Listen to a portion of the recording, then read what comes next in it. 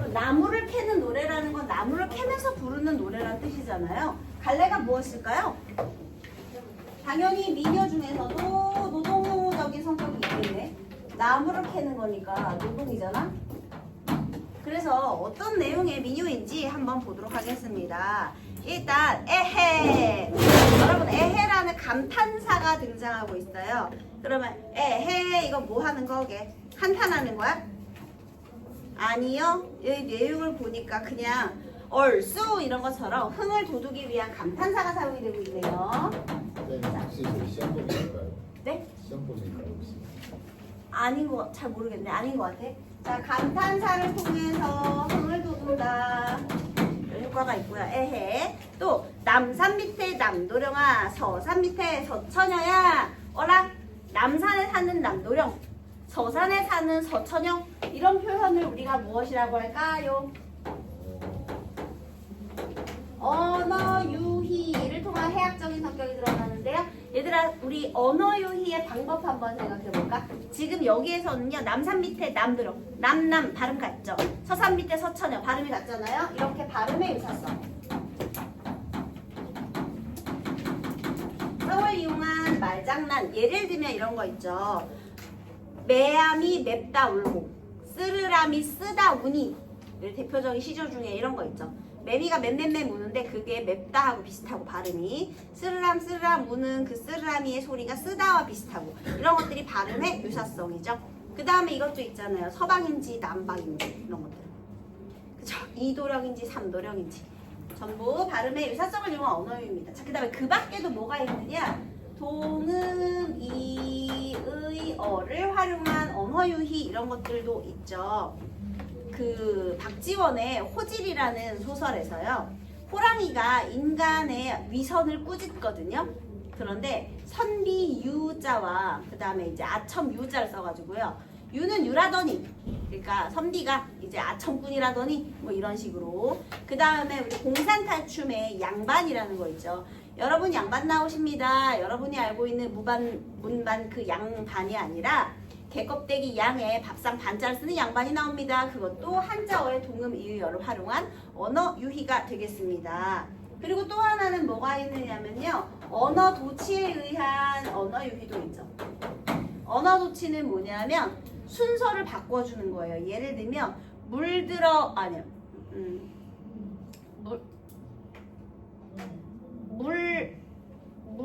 물 마른다 목 들여라 이런 거. 목 마르다 물 들여라 이런 건데 물 들여라 목 아니죠. 목이 마르니까 물 마르다 목 들여라 이런 거. 그러니까 소리 벗고 바스 질러 이런 거죠, 여러분. 그래서 언어의 도치, 그래서 바꾸는 거, 순서를 바꿔서 언어 유희하는 거. 근데 여러분들이 언어 유희로 많이 착각하는 게 있어요. 형님 온다, 형님 온다, 분고개로 형님 온다. 이렇게 AA, BA 구조를 가지는 거는 언어의 반복을 통해서 운율을 형성하는 건데요. 그건 언어 유희는 아니에요. 그래서 언어 유희를 통해서도 또 해학성을 드러내고 있죠. 흥도 있고, 해학성도 있고, 그렇죠? 표현 방법들. 자, 그 다음에 일단 남자 여자 불렀어. 도노도 되고요. 남도령 서처녀 모이는 김에 강원도 금강산 유람을 가자. 웜에 자 여기에 이제 금강산으로 이 작품의 배경은 금강산이 되겠고요. 자 여기에 그 다음에 남도령과 서처녀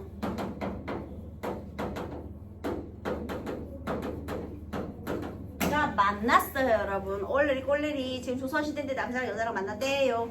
자, 그 다음에 유람을 가자. 자, 그러면 금강산에 가는 목적은 일단 유람도 있고요.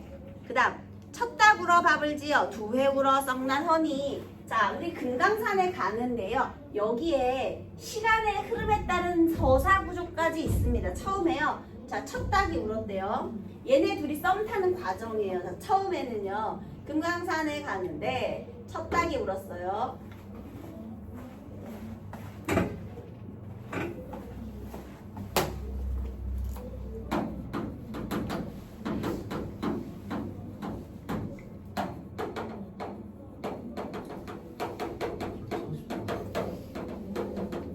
자, 자, 남도령과 서천여가 첫 닭이 울 때 뭘 했느냐면요. 밥을 지어. 밥 준비하고요. 여러분 여기에다가 첫 닭이 울었잖아요. 그러면 여기에다가 이렇게 표시해 보세요. 시간의 순서.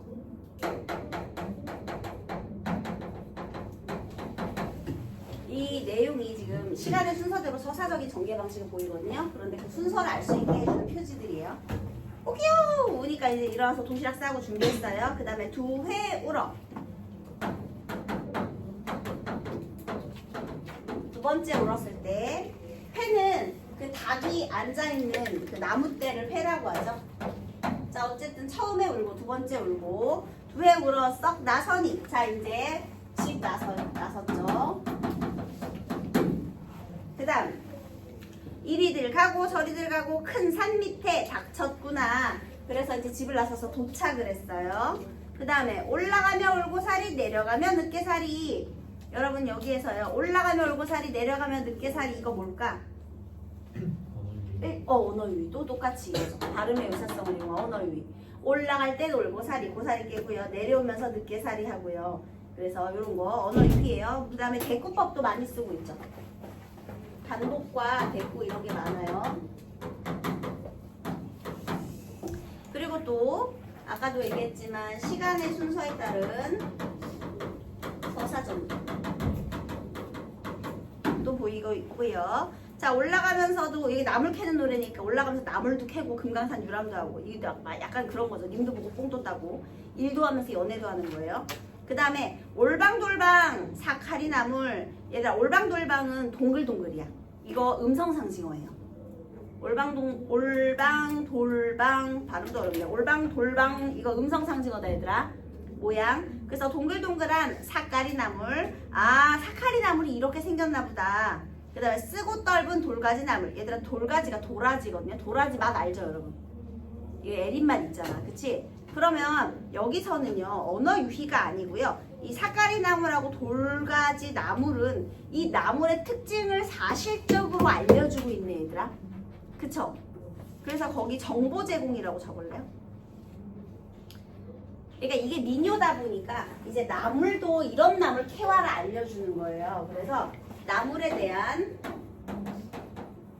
정보도 주고 있어요. 정보 제공. 그 다음에요.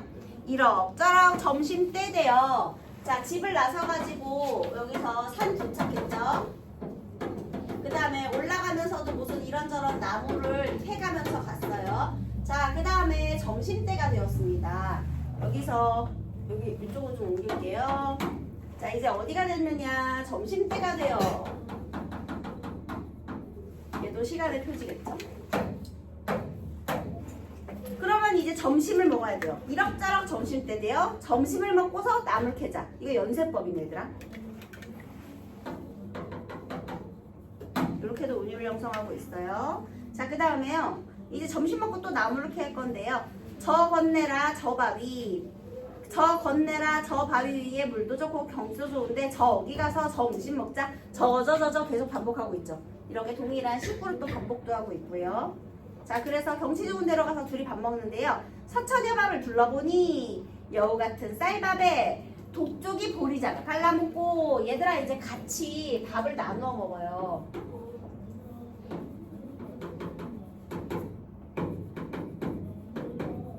그런데 여기에서요. 이 서천여의 도시락 그리고 남도령의 도시락에 대한 묘사가 나오는데요. 여우 같은 쌀밥. 와우. 얘들아 쌀밥을 준비했대. 그러면 쌀밥은 되게 기름지고 좋은 밥이죠. 게다가 독조기. 조기를 한 마리. 얘들아 옛날에 조기 반찬 먹을 정도면 이거 굉장히 신경 쓴 거예요. 그래서 보리장을 발라놓고 보리장발은 그러니까 막 보리 그 쌈장 같은 거 발라놓은 조기 한 마리. 그러니까 자, 이 서천여의 도시락은 어떠냐면 굉장히 먹음직하죠. 아무래도 여자다 보니까 좀 신경 써서 준비했겠죠. 그 다음 남도령밥을 끌러나 보니 수박씨 같은 꽁보리밥에 그 꽁보리밥이 납작납작 동글동글 생겼잖아요. 수박씨처럼. 얘는 아까 쌀밥이었는데 얘는 보리밥이래. 게다가 반찬도 없어. 된장 한 수를 붙여놓고 된장만 딱 퍼갖고 갖고 온 거야. 자, 여기는 어때? 엉성하죠? 자, 이 도시락이 서로 지금 어떻게 되고 있어요? 서천이와 남도령의 도시락이 서로 대비리고 있죠.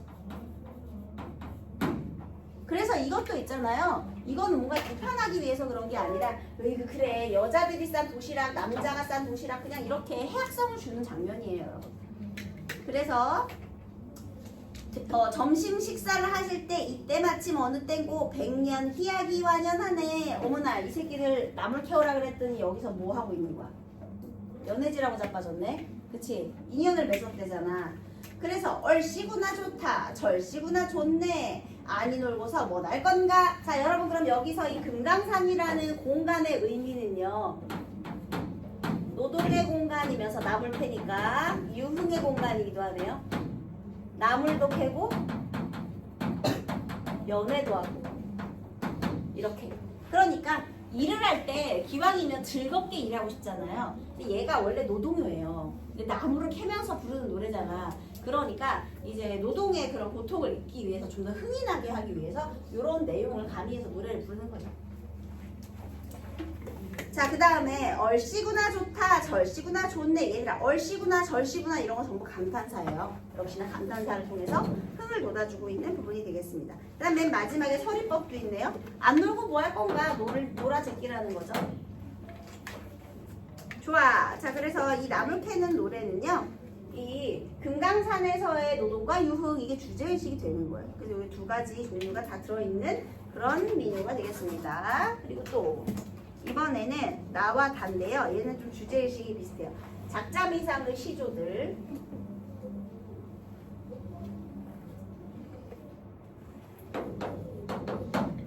사랑을 찬찬 얼동여 뒤설머지고. 자, 사랑이라는 것을요, 내가 여기다가 등에 매요. 이 사랑이라는 놈을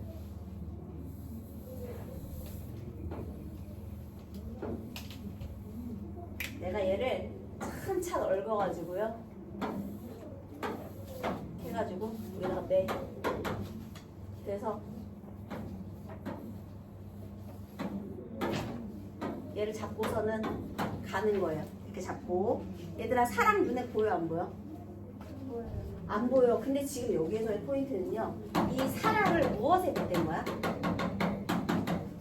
짐처럼 얽어서 매는 거에 빗댄 거예요. 우리 이런 표현 방법 뭐라고 하느냐면요, 추상적관념의 구체적 시각화 구체화라고 합니다. 그리고 사랑을 짐에 빗댔다, 은유적인 표현이 되겠죠.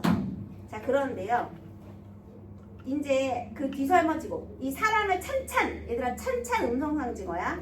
얽어서 한 덩어리로 짊어지고 태산줄령으로 허위 넘어갈 때 허위. 자, 여기 태산줄령이에요. 여기에 또 이 태산줄령을 넘어가요. 높은 산 험한 고개거든요, 여러분.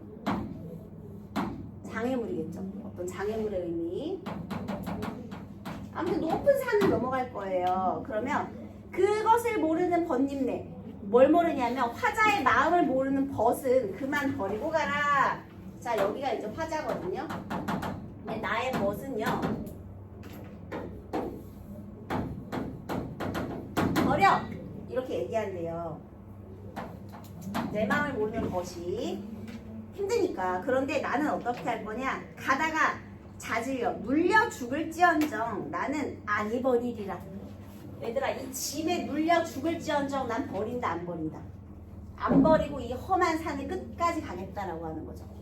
여러분, 여기에서 이 사람의 지금 태도는 무엇이냐면요, 왜 사랑을 짐에다가 빗대었느냐. 일단요, 여기서 하나 알 수 있는 거, 사랑의 특징. 얘들아, 사랑은 힘든 거야, 얘들아. 사랑이 좋은 것만 있을 것 같지? 얘가 지금 이걸 메고 여기까지 가야 되는 건 이 사랑에 굉장히 힘든 점들이 있는 거야. 그건 알 수 없어요. 뭔지 나오지 않았으니까. 아마 뭐 장애물, 부모의 반대, 외부의 시련 이런 게 있을 수도 있고요. 아니면 이 여자를 너무 사랑하지만 또 마음에 안 드는 부분이 있을 수도 있고요. 그래서 중요한 것은 사랑을 짐에 비었다. 이거는 사랑이 굉장히 힘든 것이다. 사랑이 굉장히 힘겨운 일이에요. 누군가를 사랑한다는 것은 힘든 겁니다. 그런데요, 그럼에도 불구하고 나는 이 벗이 벌이라고 했지만 나는 이것을 끝까지 넘어가겠다라고 했잖아요. 그래서 얘는 물려 죽을지언정 물려 죽더라도 끝까지 가겠다. 그러면 이 작품의 주제는 뭐냐? 사랑을 지속하려는 의지. 물론 힘들어. 힘들지만 이 힘든 걸 절대 내려놓지 않고 끝까지 가겠다라는 사랑의 지속 의지를 보여주는 거예요. 그 다음 작자 미상의 사설 시조도 보도록 하겠습니다. 4. 모시를 이리저리 삼아 두루 삼아 감삼다가 가다가 한가운데 뚝 끊어지거늘 호치단순으로 혼빨며 간빨아 섬서목수로 두 끝 마주잡아 비붙여 이으리라 저 모시를 우리님 사랑 그쳐갈 때 저 모시같이 이으리라. 자, 지금 이거는 가정하는 건데요. 만약 화자가 생각해요. 딘과의 사랑이 끝나간다면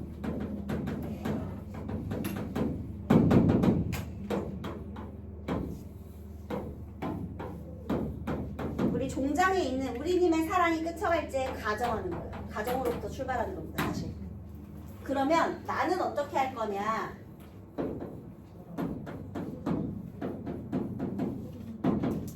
자, 우리 이번에는 이제 모시예요. 내가요, 모시를 삼아가지고, 실을 삼아가지고, 실을 막 이렇게 꽈요.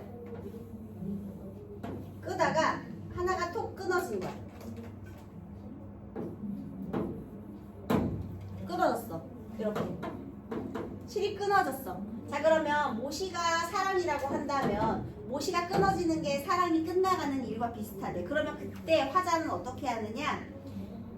여기서 모시를 이리저리 삼아 꼬아서 두루 삼아 감삼다가 감아서 꼬다가 가다가 한가운데가 뚝 끊어졌어. 그럼 이게 어떤 상황이라고요? 사랑이 끝나가는 상황이겠죠.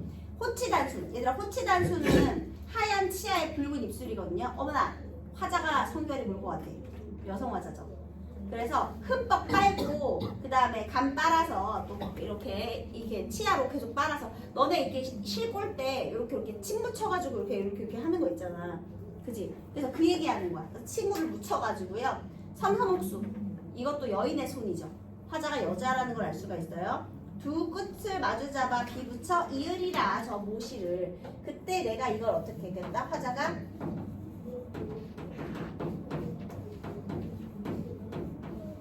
이을 것이다. 이런 거거든요. 그래서 우리님의 참고로 여기에 무슨 법이 있어요? 도치법이 있네요. 그죠? 가정도 있고 도치도 있고. 자, 그 다음에 어쨌든 이렇게 비벼서 다시 있겠대요. 그러면 우리님 사랑이 그쳐갈 때 저 모시같이 이리라. 일단 사랑을 모시에다가 빗댔잖아요. 그러니까 얘도 또 무슨 표현 방법이죠? 추상적관념의 구체화. 그 다음에 또 하나는요. 유치도 있었지만 유추도 있죠. 모시를 잇는 상황과 사랑을 다시 이어붙이겠다는 상황이 똑같잖아. 유추예요. 그래서 얘도 주제의식은 뭐예요? 이렇게 이을 것이라는 사랑을 끝내지 않으려는 영원히 사랑하겠다 사랑의 지속에 대한 의지. 그래서 둘 다 이렇게 추상적관념을 구체화해가지고요. 의지가 드러나 있어요. 그런데 중요한 포인트는요. 얘네는 그럼 무슨 차이점이 있느냐. 얘는 사랑 자체가 좀 힘들어. 진짜이야. 하지만 그럼에도 불구하고 포기하지 않겠다는 거고 사랑의 속성은 힘들다고 생각하고 얘는 이렇게 잘라져도 다시 내가 노력만 한다면 이어붙일 수 있는 것으로 이렇게 노력에 의해서 이어붙일 수 있는 것으로 그렇게 하고 있죠. 그 다음에 얘는 가정하고 있는 거예요. 됐죠? 자, 그 다음 문제를 한번 보도록 하겠습니다. 68페이지 1번 보기. 어떤 대상을 그와 유사성을 지닌 대상을 통해 이해하거나 표현했다면 은유적 사고를 한 것이다. 한마디로 이게 뭐예요?